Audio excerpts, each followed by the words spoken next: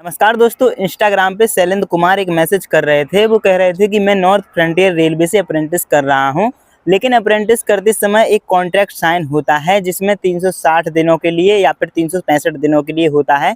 जो मैंने contract sign किया है वो 360 दिन का हुआ है। तो अब इनका कहना है कि जो विभागीय तौर पर क्या मैं ग्रुप डी के लिए एलिजिबल हूं या फिर कोई प्रॉब्लम आएगी। तो ये जो समस्या है ये सिर्फ शैलेंद्र की नहीं है, और भी कैंडिडेट हैं जो एक्ट अप्रेंटिस किए हुए हैं। कुछ की 360 दिन की होती है, कुछ की 365 दिन की होती है, लेकिन ये शेड्यूल की वजह से या छुट्टियों की वजह से किस वजह से होता है ये तो मुझे नहीं पता है।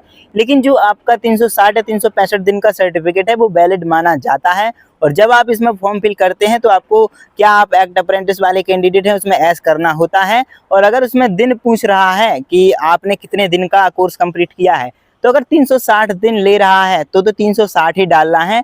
लेकिन अगर 360 दिन नहीं ले रहा है तो उसमें आप 365 दिन ही डाल देंगे, क्योंकि जो आरआरबी है वो आपके ये दिन काउंट नहीं करता है कि आपने कितने दिन एक्ट अप्रेंटिस में ट्रेनिंग करी है। वो सिर्फ आपका एनसीबीटी सर्टिफिकेट मैच करता है, वेरीफाई करता है कि हाँ आपने एक्ट अप्रेंटिस करी है। कितने दिन की करी है ये मैटर नहीं करता है। वो ऑलरेडी वो पहले से जब डॉक्यूमेंट वेरिफिकेशन करवाते हैं तो वो वेरीफाई कर लेते हैं। आप अगर ITI वाले हैं तो आपकी 1 साल की होती है, अगर आप 10th या 12th से कर रहे हैं तो उनकी 2 साल या 1.5 साल की होती है।